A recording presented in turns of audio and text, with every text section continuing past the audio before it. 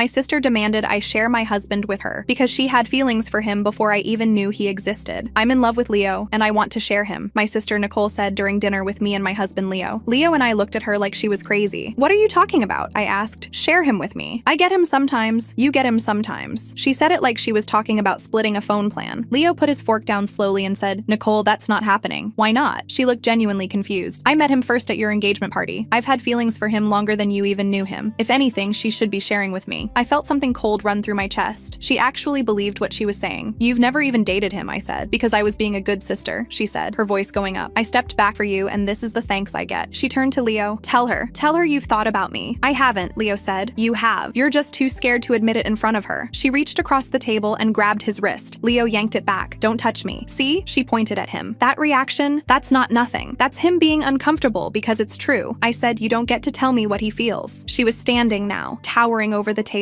I have been waiting for 6 years. 6 years watching you have everything I deserve, and I'm still being generous. I'm still letting you keep him most of the time. She slammed her palm down on the table. Most sisters wouldn't even offer this, Veronica. Most sisters would have just taken him. But I'm including you because you're my sister, and I want us both to be happy. Just open your mind for once. I stood up. No, this is insane, and you need to leave right now, or we are done. She stared at me for a long moment. Her jaw locked, and the anger drained out of her face until there was nothing left but cold. You're going to regret making me the enemy. She grabbed her purse and walked out without another word. The front door clicked shut behind her. I can't believe this is my life right now. Nicole thinks she left us shaking. She thinks we're too scared to move. She has no idea Leo and I have been up for hours already figuring out our next step. She'll be back. I know exactly how she operates, and when she shows up, my phone is going to be ready. I'm done making excuses for my own sister. I'll update you guys after her next move. Let's just say she's not going to like what's waiting for her. 2 days later, Nicole showed up at our door with grocery bags. I saw her through the peephole and my whole body tensed. Leo came up behind me and whispered, "Is that her?" I nodded. She knocked again. "Veronica, I know you're home. I just want to talk." Leo shook his head at me. I agreed. We weren't opening that door. "I brought groceries," Nicole called out. "All your favorites. I just want to apologize for how the other night went. I came on too strong." We stayed completely still. After what felt like forever, I heard her sigh through the door. "Fine. I'll just leave these here. I really hope you'll think about what I said. I love you both. I just want us all to be happy." I heard the rustle of bags being set down, then footsteps walking away. I waited until I heard her car pull out before I finally exhaled. Leo pulled back the curtain slightly and watched her go. "She's gone," he said. I opened the door and looked down at the bags. There was a note tucked inside one of them. "I'm not giving up on us. Love, N." I showed it to Leo. His face tightened. "We should throw all of this away," he said. "We should," I agreed. "But we're not going to. Next time she shows up, we need proof. We need to record everything she says." Leo nodded slowly, then stopped. His face changed. "Veronica, I need to show you something." He pulled out his phone. "I should have told you sooner. I didn't want to worry you, and I thought if I'd just ignored her, she'd stop." It was a text thread. Hundreds of messages. All from Nicole, all unanswered. The earliest ones were from 10 months ago. "Hey, just thinking about you. Do you ever wonder what it would be like if you'd met me first?" They got more intense as I scrolled. "I know you feel it too. Why won't you answer me? I love you so much it hurts." The most recent ones were from 4 days before the dinner. "I'm going to tell her soon. We can finally stop pretending." I looked up at Leo. My hands were shaking. "How long has this been going on?" 10 months, he said, his voice heavy with guilt. "I blocked her twice. She made new numbers. I kept hoping she'd just stop. She's been texting you for 10 months, and you never said anything. I never responded. Not once, I swear to you, Veronica." I believed him, but it also meant this was so much bigger than I thought. This had been building for almost a year, maybe longer. "We need to document everything," I said. Leo nodded and started taking screenshots. While he did that, I walked through the house. Something was nagging at me. I opened my closet. My clothes were organized by color. I don't organize by color. I organize by season. Someone had been in here. I called Leo in. "Did you do this?" He shook his head. "I haven't touched your stuff." I felt sick. I walked through the rest of the house, really looking this time. The books on the shelf were in a different order. The photos on the mantle had been rearranged. Little things. Things you wouldn't notice unless you were looking. Things that said someone had been here, moving through our space like she belonged there. "She's been in our house before," I said. "Not just today. She's been coming in while we're at work." Leo's face went white. "How long?" "I don't know, but she has a key." We checked everything and found it in the desk in Leo's office. A photo of me and Leo from our wedding day, tucked into one of his folders. Nicole had drawn herself into the picture, a crude sketch of her face next to ours with a heart around all three of us. On the back, she'd written soon. Leo sat down heavily. "This is insane," he said. "She drew herself into our wedding photo. She thinks she belongs there." "She's been thinking that for a long time," I said. 3 days later, I came home early from work. I'd had a headache all day, and my boss told me to just go home and rest. I pulled into the driveway and noticed the front door wasn't fully closed. I knew I'd locked it that morning. I always lock it. I sat in my car for a moment, heart pounding. Maybe Leo came home early too. Maybe he just forgot to close it all the way. I texted him, "Are you home?" The reply came back immediately. "No, still at work." "Why?" My My hands were shaking as I typed back. Front door is open. Don't come in. Call the police. But I didn't call the police. I don't know why. Maybe because part of me already knew who was inside. I got out of the car and walked up to the front door. I pushed it open slowly. The smell hit me first. Garlic, rosemary, something roasting. I walked through the living room into the kitchen, and there she was. Nicole standing at my stove in an apron I'd never seen before, stirring something in a pot. She looked up when I walked in and smiled like this was completely normal. Veronica, you're home early. Good. Dinner's almost ready. I stood there frozen. I couldn't process what I was seeing. My own sister had broken into my house and was cooking dinner. How did you get in? I asked. My voice came out steadier than I expected. Nicole reached into her pocket and held up a key. I made a copy back when I watered your plants that summer you two went to the coast. I knew you'd want me to have one eventually. She said it so casually, like this was a reasonable thing to do. I felt sick. I needed to stay calm. I needed evidence. I walked over to the counter where my bag was sitting and casually pulled out my phone. I propped it against the fruit bowl, tilting it so it looked like I was just setting it down, and hit record. Nicole didn't even notice. She was too busy tasting whatever she was making. Nicole, why are you here? I asked. I needed her talking. I needed her to explain herself on camera. She set down the spoon and turned to face me fully, because I wanted to show you what it could be like. I remembered Leo mentioned at our cousin's barbecue 2 summers ago that he missed a real home-cooked meal. You've been so busy with work lately. I figured I could help. She remembered something my husband said at a family barbecue 2 years ago. She remembered, and she'd been holding on to it this whole time. I've seen how things have been rearranged in here, I said. How many times have you been in this house, Nicole? She didn't even look embarrassed. A few times. I just wanted to help. You never fold Leo's shirts right, and your spice cabinet was a mess. I organized it for you. That's not helping, I said. That's breaking and entering. It's not breaking and entering when you're family, she said, laughing like I was being silly. I just want to take care of you both. That's what sisters do. I didn't ask for your help, I said. I know you didn't, Nicole replied, walking toward me. I forced myself not to step back. But that's what love is, Veronica. Anticipating what people need before they even know they need it. I've loved Leo since the moment I met him at your engagement dinner. I've never felt this way about anyone else, and I would do anything for him. Anything. I just need the chance to prove it. She was close enough now that I could see the shine in her eyes. She believed every word she was saying. I'm not trying to take him from you, she continued. I just want to love him the way he deserves to be loved, the way you're too busy to love him. That one landed like a punch. I love my husband just fine, I said through my teeth. Then why isn't he happy? Nicole asked, tilting her head like she was genuinely curious. I see the way he looks sometimes. Tired, worn down. He needs someone to take care of him. Let me take care of him, Veronica. Let me take care of both of you. The front door opened and Leo walked in. He must have left work the second I texted him. He stopped in the kitchen doorway and stared at Nicole standing at our stove. His face went through about 5 different emotions in 2 seconds. Confusion, recognition, disbelief, anger, fear. What the hell are you doing here? He asked, his voice controlled but his shoulders tense. Nicole's whole body changed when she saw him. She stood up straighter, her face softened. Leo, I'm making your favorite. I remembered you said you missed home-cooked meals. I wanted to surprise you both. She gestured at the stove like she was showing off a gift. You also remembered the barbecue, I said. 2 years ago. You remembered exactly what he said. Of course I did, Nicole said. I remember everything about him. I caught Leo's eye and glanced at my phone propped against the fruit bowl. He understood immediately. He needed to keep her talking. Nicole, Leo said slowly, how did you get into our house? I have a key. I made a copy. She held it up again proudly. And you've been coming in when we're not home, I added, rearranging things, going through our stuff. I was helping, Nicole insisted. I was making things nice for Leo. That's not helping, Nicole, Leo said. That's stalking. That's breaking and entering. That's illegal. Don't be dramatic, she waved her hand dismissively. I'm your sister-in-law. It's not illegal when you're family. Leo pulled out his phone. I'm calling the police. Nicole moved faster than I'd ever seen her move. She crossed the kitchen and slapped herself across the face, hard. The sound made me jump. Her cheek went red immediately. Then she did it again and again. She stumbled backward and screamed, Leo, stop! Please stop hitting me. I lunged forward and tried to grab her arms. She twisted away from me and clawed at her own neck, leaving red marks. Please, Leo, I won't tell anyone, just stop. She threw herself against the counter and wailed, not my face, please, not my face. Leo was frozen, his hands up, not touching her at all. I finally got hold of her wrists and yelled, Nicole, stop it, stop. I fumbled for my phone and stopped the recording. The second I did, Nicole went still. The tears stopped like someone had turned off a faucet. She looked at my phone in my hand and smiled. You didn't think I saw that? Her voice was completely calm now, completely cold. You were recording, waiting for evidence, but all you got is audio of me begging your husband to stop beating me while you tried to pull him off. She straightened her clothes, wiped her face. She walked over to Leo, and her voice went soft again, almost tender. I'm doing this for us, Leo. Everything I do is for us. One day you'll see that. She touched his face. He flinched but didn't move. She kissed us both on the cheek and walked out the front door like nothing had happened. Leo and I stood in our kitchen in complete silence. The pot on the stove was still bubbling. The whole house smelled like the dinner she'd made. My hands wouldn't stop shaking. What just happened? Leo asked, his voice barely a whisper. I looked down at my phone. I played back the recording. Nicole was right. Without the visual of her hitting hating herself, it sounded exactly like what she described. Leo threatening, Nicole screaming, me trying to pull him off. The recording was useless. No, it was worse than useless. It was ammunition for her. We have to delete this, I said. If anyone ever hears it without context. Leo nodded. Delete it now. I did. We changed the locks that night. We thought that would be the end of it. That night, I couldn't sleep. I lay in bed next to Leo, staring at the ceiling, replaying every conversation I'd had with Nicole for years, looking for signs I'd missed. And then I remembered something. Nicole had gone through a stretch in college where she barely came home for 2 straight years, and every time our mom asked why, she'd get this tight look on her face and change the subject. I'd always assumed it was just a rough patch, roommates, classes, normal college distance. But now I wondered what she'd actually been dealing with during those years, and why our mother always seemed to know more than she said. I got out of bed quietly and sat in the dark kitchen, thinking about how many times over the years our mom had made small, strange comments I'd brushed past. Nicole needs her space right now. Don't push her on that. Just let it go, honey. It's complicated. I'd never once asked what complicated meant. I woke Leo up and told him I thought we needed to go see my mother, not call her, see her in person, and ask her directly what she knew. Leo rubbed his eyes. Why? Because Nicole's been hiding something from us for years, and mom's the only one who might actually know what it is. I'm done being the daughter who doesn't ask questions. I'm still processing what just happened in my own kitchen. Nicole thinks that performance put her in control. She thinks we're trapped. She doesn't know that tomorrow morning, Leo and I are driving to my own mother's house to finally ask the question I should have asked years ago. I'm done letting this family stay quiet to protect her. I'll update after that conversation. Something tells me Nicole is about to regret every secret my mother's been keeping for her. Quick pause. If you want more stories like this in better quality, my Spotify's linked in the description. The next morning, Leo and I drove out to my mother's house, the same house I grew up in, 40 minutes outside the city with the same crooked mailbox and the same maple tree in the front yard. On the drive, Leo and I talked about what we were going to say. We just need information, I said. We need to understand what we're actually dealing with. What if your mom's been covering for her this whole time? Leo asked. What if it's worse than we think? Then at least we'll finally know, I said, gripping the wheel tighter. I'm tired of being the last one to find things out about my own sister. We pulled into the driveway and my stomach was in knots. I had no idea what we were about to hear. Leo squeezed my hand. You sure about this? I nodded. We need to know what we're dealing with. My mother opened the door before I even knocked, like she'd been watching for the car. Her face went pale the second she saw both our expressions. She already knew this wasn't a casual visit. I know why you're here, she said quietly. Not hello, not come in, just, I know why you're here. She stepped aside to let us in. She led us into the living room, the same room with the same photos on the wall, Nicole and me as kids on the same faded couch. My mother sat down in her armchair and folded her hands in her lap like she was bracing for something. So, she said. She finally made her move. I blinked. You know what's happening? I've been waiting for this call for 6 years, my mother said flatly. Ever since the day she told me she'd met him at your engagement dinner. Why don't you start from the beginning? Tell me what she's done. I told her everything. The dinner where Nicole made her demand, the groceries on our doorstep, breaking in with the copied key, cooking dinner in our kitchen, the 10 months of unanswered texts to Leo, the reorganized closet, the drawing she'd made of herself in our wedding photo, the self-harm performance that turned our own evidence into a weapon against us. My mother listened without expression. When I finished, she closed her eyes for a long moment. I hoped she'd grown out of this, she said quietly. I really thought the therapy had worked. Grown out of what? I asked. My mother stood up, walked to the hallway closet, and pulled out a shoebox from the top shelf, setting it on the coffee table between us. She told me she was in love with him 6 years ago, right after your engagement party. She came home that night and talked about him for 3 hours straight. She didn't sleep. She just talked about this man you'd introduced her to and how the two of them were somehow meant to happen instead. She opened the shoebox. It was full of photos of Leo printed from social media, some I recognized, some I'd never seen. Him in the background at parties, walking down the street, coming out of his building. She'd been following him, photographing him, for years. This is the one I found first, my mother said, pulling out a folded piece of notebook paper. Candles drawn around a photo of Leo's face taped to the corner. His name written over and over down the page. Mrs. Nicole. Nicole and Leo forever. Our wedding day. Names for their children. She had actual candles set up in her old bedroom around his picture, like some kind of shrine, my mother continued. She didn't speak to me for 2 weeks after I made her take it down. I felt like I was going to throw up. This wasn't an obsession that started at that dinner table. This had been building for 6 years, maybe longer. When did you find out about me and him being married? I asked. My voice came out small. My mother looked at me with something that might have been pity. She called me sobbing the night she found out you two were officially engaged. She called me every night for months after that. She'd cry herself sick. She barely ate. Leo leaned forward. How long has this been going on? The full truth. My mother's face crumbled for just a second before she composed herself. When you two got engaged, Nicole stopped eating almost entirely. I had to force her to drink water some days. She lost weight so fast it scared me. And when you actually got married,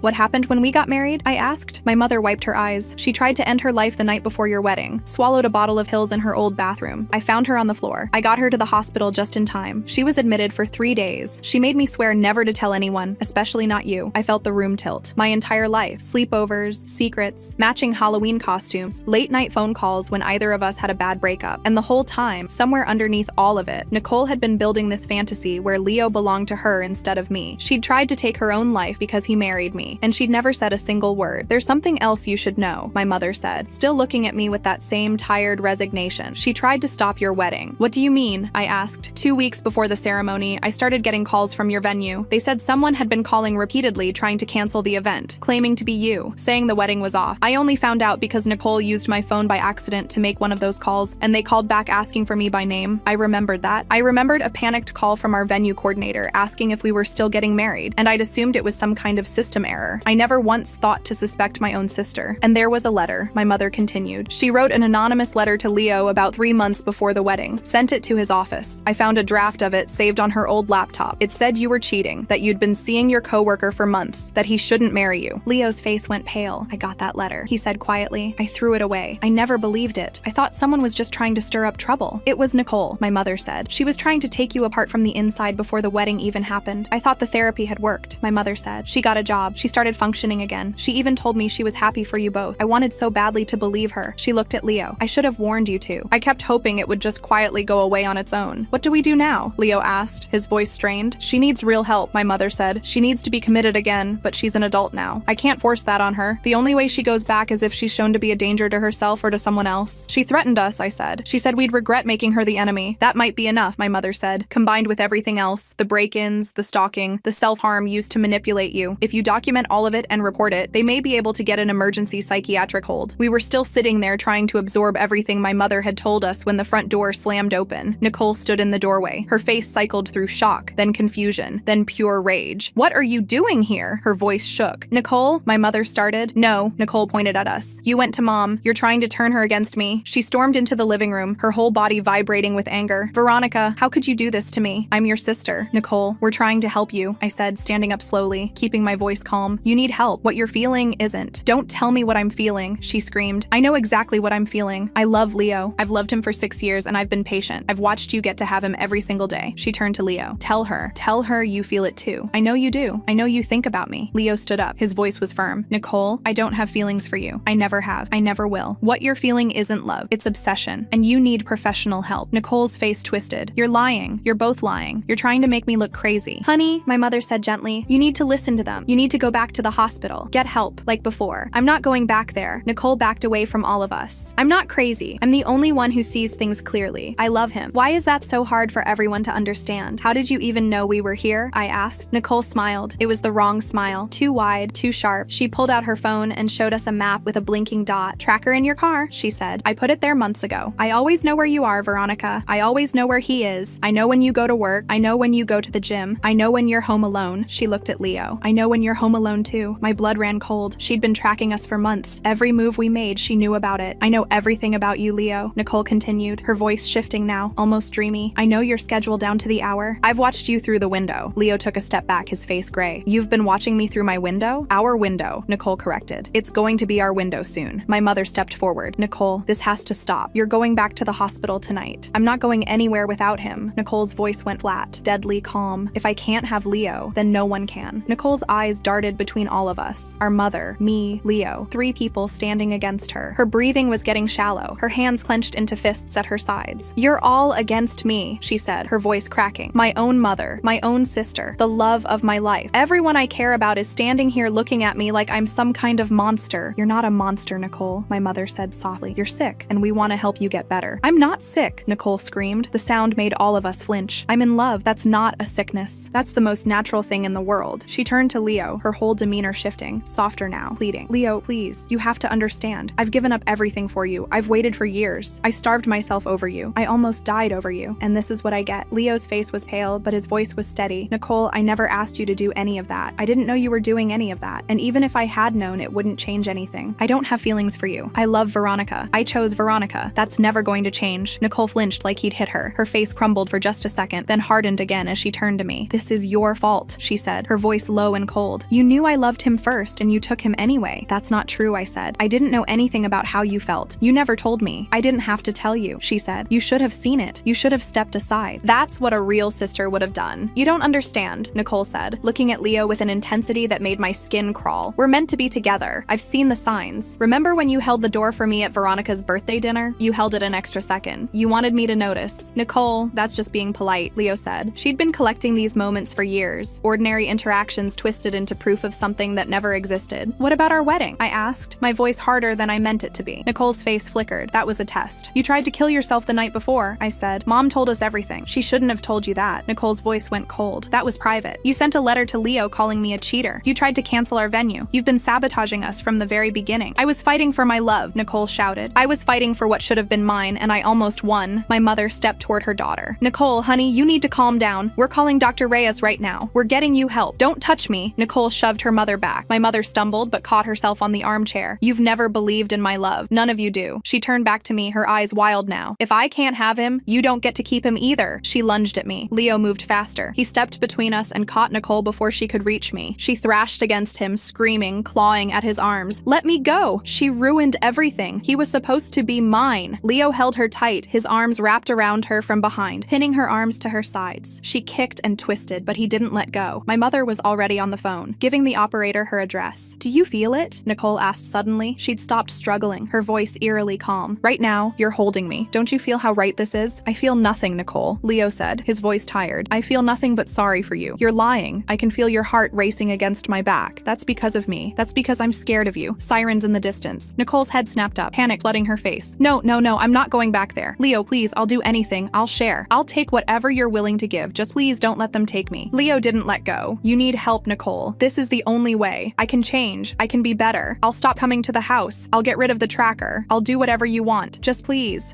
don't send me back there. Her voice broke completely. You don't know what it's like in there, the white walls, the medication that makes you feel like you're underwater, the way they look at you like you're broken. You are broken, Nicole, I said. I didn't mean for it to come out so harsh, but I was done. You've been broken this whole time, and none of us saw it. She went still in Leo's arms. When she spoke again, her voice was hollow. I'm not broken. I'm just someone who loves too much. That's not a crime. What you've done is a crime, Leo said. The stalking, the break-ins, the threats. I never threatened anyone. You said if you can't have me, no one can. What does that mean, Nicole? What were you going to do? She didn't answer. The sirens were getting closer. Nicole's body started trembling. I wasn't going to hurt anyone, she whispered. I just wanted you to love me. I just wanted someone to pick me for once. My mother knelt down so she was eye level with her daughter, tears streaming down her face. Nicole, baby, I pick you. I've always picked you. You locked me up, Nicole said. I was trying to save your life. You could have told Veronica how I felt, and you didn't. That wasn't my place, Nicole. It should have been. She was crying now, but it was different from before. This wasn't performance. This was real. Someone should have fought for me just once, but nobody ever does. Not you, not Veronica, not Leo. I'm always the one who gets left behind. The cars pulled up outside, red and blue lights flashing through the curtains. Nicole saw them and something in her changed. The fight went out of her completely, her shoulders dropping, her head falling forward. It's over, isn't it? She said. It wasn't a question. The officers came through the front door, taking in the scene quickly. She's having a psychiatric episode, my mother told them. Ask for Dr. Reyes. He's treated her before. Ma'am, we need you to come with us, one of them said gently. Nicole looked up at Leo one last time. I would have been so good to you, she said quietly. You'll never know what you missed. Leo released her and stepped back. The officers took her gently by the arms. She didn't fight them, didn't scream, just walked between them like she'd already left her body behind. At the door, she stopped and turned back, finding Leo's eyes. I'll wait for you, she said, however long it takes. They put her in the back of the car. Through the window, I could see her pressing her face against the glass, still watching Leo, still waiting for him to change his mind, to run out and tell her it was all a mistake. He didn't move. The car pulled away, the sirens fading into the distance. Leo came and stood beside me in the doorway. Neither of us spoke. Behind us, my mother sat in her armchair, crying quietly into her hands. It's over, Leo said finally. Is it? I asked. I didn't know if I believed it.